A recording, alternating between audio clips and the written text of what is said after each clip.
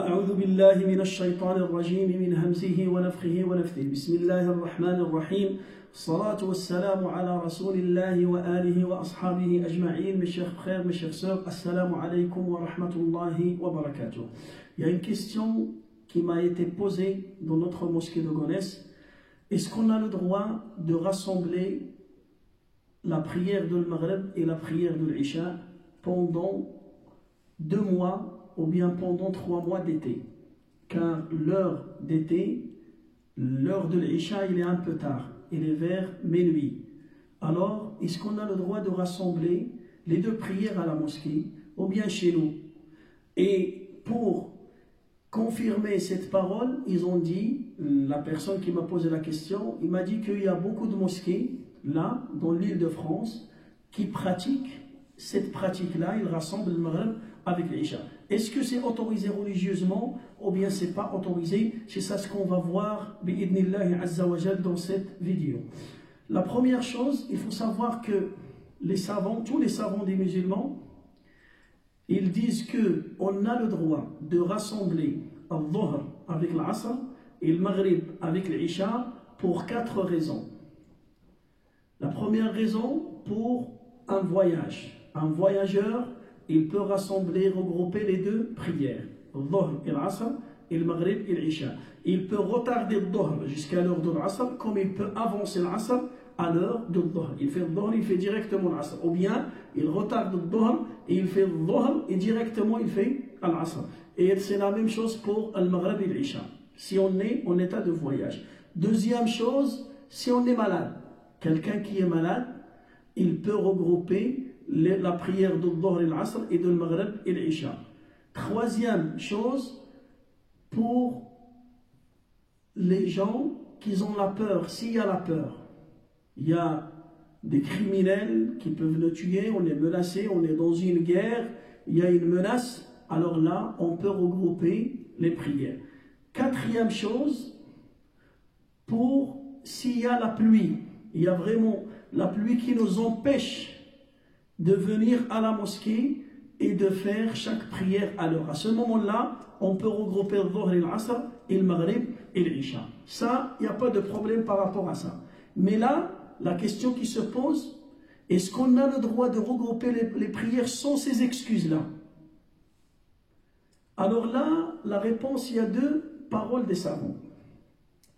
Et quand je dis 2 paroles des savants, c'est des savants. Je parle des savants, des musulmans. La première parole, c'est la parole de la majorité des savants. Je peux vous dire que 95% au plus des savants de l'islam, ils disent qu'on n'a pas le droit de regrouper le Dhuhr et l'Asr ou bien le Maghrib et l'Isha sans ces 4 excuses-là. Ils ont dit on n'a pas le droit.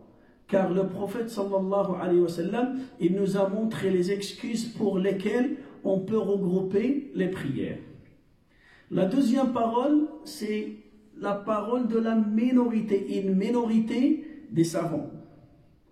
Ils ont dit on a le droit de prier al-Dhuhr et l'Asr, de regrouper les prières même sans ces 4 excuses. S'il y a une difficulté, peu importe cette difficulté-là.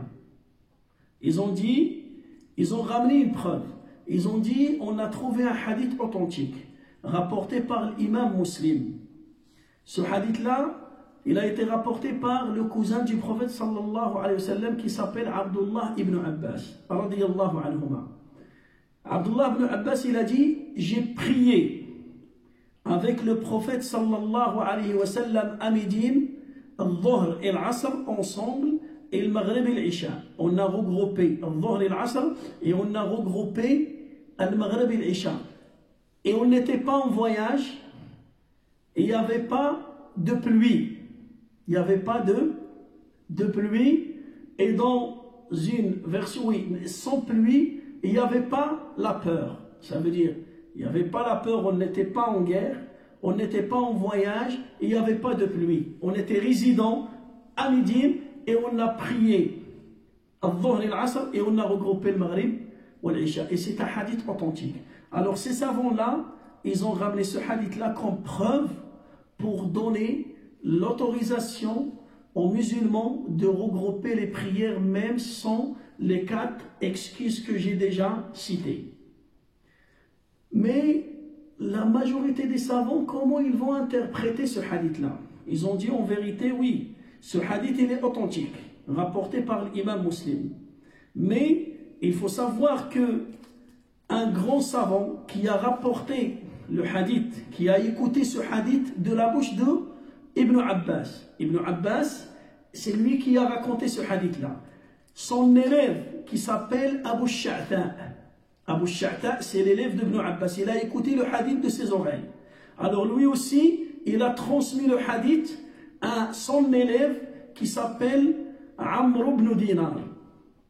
Alors, Amr ibn Dinar, là, quand il a écouté le hadith, il va faire un commentaire sur le hadith, là. Il dit à son professeur Abu Sha'ta, il lui dit, je pense que le prophète sallallahu alayhi wa sallam, il a retardé Dhuhr jusqu'à l'heure de l'Asr et il a fait Dhuhr dans le dernier temps de Dhuhr et après c'était l'heure de l'Asr et il a prié l'Asr. Et il a retardé le Maghrib jusqu'à son dernier moment et il a prié le Maghrib et c'était l'heure de l'Isha et il a prié l'Isha. Il a dit, je pense que le prophète il a fait ça. Son professeur Abu Sha'ta, il lui a dit, et moi aussi je pense la même chose. Alors le rapporteur du hadith, c'est lui qui a rapporté le hadith, c'est lui qui a écouté le hadith de la bouche du prophète sallallahu alayhi wa sallam, il dit, moi aussi je pense que tu penses. Alors ça veut dire là, on a l'image d'une prière regroupée. Mais en vérité, le prophète sallallahu alayhi wa sallam, il n'a pas regroupé les prières. Qu'est-ce qu'il a fait? Il a fait Salat Dhuhr dans son dernier temps. Et je vais vous donner un exemple concret. Par exemple, Salat Dhuhr, il est à 13h56. Salat Dhuhr, il est à 13h56. Et Salat Al-Asr, il est à 18h07. Alors le prophète sallallahu alayhi wa sallam, par exemple, il a fait Dhuhr à 18h. À 18h, on est toujours dans l'heure de Dhuhr. Car l'Asr, c'est 18h07. Alors quand il a fini Dhuhr, c'était 18h07, c'était l'heure de l'Asr. Ils ont fait l'adhan et ils ont fait la prière de l'Asr. Et là, le prophète sallallahu alayhi wa sallam, oui, donc visuellement, on pense qu'il a regroupé les 2 prières. Mais en vérité, il a fait chaque prière dans son temps. Alors c'est ça ce qu'il dit Abu Sha'ta, l'élève de Ibn Abbas, et c'est ça ce qu'il dit Amr ibn Dinar, l'élève de Abu Sha'ta. Et ça c'est une explication excellente de ces 2 savants. Et ces 2 savants-là, c'était parmi les juristes des musulmans, fuqaha al-muslimin. Ça veut dire que ce n'est pas des gens qui connaissent le hadith seulement, non, ils connaissent même l'interprétation du hadith. C'est des juristes, fuqaha. Aïdan, pour vous montrer une autre chose, les savants qu'ils ont autorisé de regrouper les prières. Il y en a beaucoup de savants, minorité. Le premier, l'imam Ibn al-Mundhir, rahimahullah. Le deuxième, l'imam Muhammad ibn Sirin. Le troisième, l'imam Rabi'atul Ra'i. Celui-là, c'est le professeur de l'imam Malik. Un autre savant qui s'appelle l'imam al-Qasim. Celui-là, c'est l'élève de l'imam Malik. Aussi, un autre savant qui s'appelle Aïdan Hassan al-Basri. Alors, ces savants-là, ils ont autorisé de regrouper les 2 prières, mais avec 2 conditions. La première condition, ils ont dit, si on a une difficulté. Si on a une difficulté. Et la deuxième chose, ils ont dit, il ne doit pas devenir une habitude. Et nous, une mosquée qui regroupe pendant 2 mois, c'est bon, ça devient une habitude. Alors si on fait ça 3 fois successives, ça devient une habitude.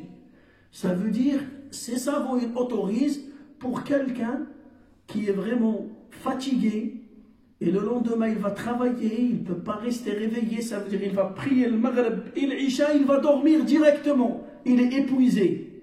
À ce moment-là, et de temps en temps il fait ça, c'est autorisé pour lui, mais pour regrouper pendant 2 mois, pendant tout l'été, c'est vraiment notre prière, il est en danger. Car Allah Azza wa Jal, c'est lui qui a fixé les horaires de prière. Il a envoyé Jibril alayhi salam.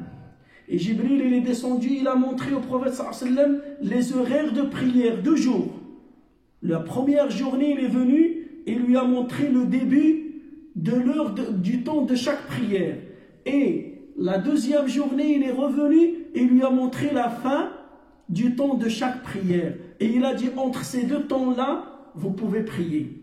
Entre ces 2 temps-là, vous pouvez prier. Alors, on n'a pas le droit de jouer avec la religion ni avec la prière. Malheureusement, il y a des gens maintenant, des mosquées qui rassemblent les prières et les fidèles qui ont prié, le Maghreb et l'Isha, ils les ont regroupés, ils vont retourner chez eux, ils ne vont pas dormir, ils vont regarder la télé, ils vont manger, et surtout pendant le week-end, quand ils ne travaillent pas. Il va rester réveillé jusqu'à 1h du matin, peut-être jusqu'à 2h du matin, et lui, il a prié l'Isha à 22h. Alors c'est quoi ça? Et notre Dieu, il a dit Inna as-salata kanat 'ala al-mu'minina kitaban mawquta. L'imam Omar ibn al-Khattab, radiyallahu anhu, il a considéré cet acte comme un grand péché. Alors, je conseille tous les musulmans de supporter cette difficulté. C'est une petite difficulté. Le fait de prier à minuit, minuit moins 10, c'est pas une grosse difficulté. C'est une petite difficulté qu'on peut la supporter. Alors, on n'a pas le droit de regrouper le Maghreb et l'Isha pendant 2 mois, pendant 3 mois successifs. Et ça, c'est la parole de la majorité des savants. 95% ou plus des savants qui interdisent de regrouper l'Isha. Il y a un savant, c'est un grand savant. Qu'est-ce qu'il a dit? Il a donné une autre solution. Il a dit, pour les gens qui prient chez eux, qu'est-ce qu'il a dit? Il a dit, oui, si quelqu'un il travaille tôt le matin, il va prier le Maghreb par exemple à la mosquée, mais il ne rassemble pas l'Isha, il rentre chez lui, il dort, et il va se lever avant Subh. Subh, il est à 4h du matin, lui il va se lever, par exemple, à 3h, 3h30, et il fait Salat l'Isha, et il prie Salat as-Subh, et il va travailler. C'est mieux de regrouper les 2 prières à la mosquée pendant 2 mois, pendant 3 mois. Alors faites attention à votre prière.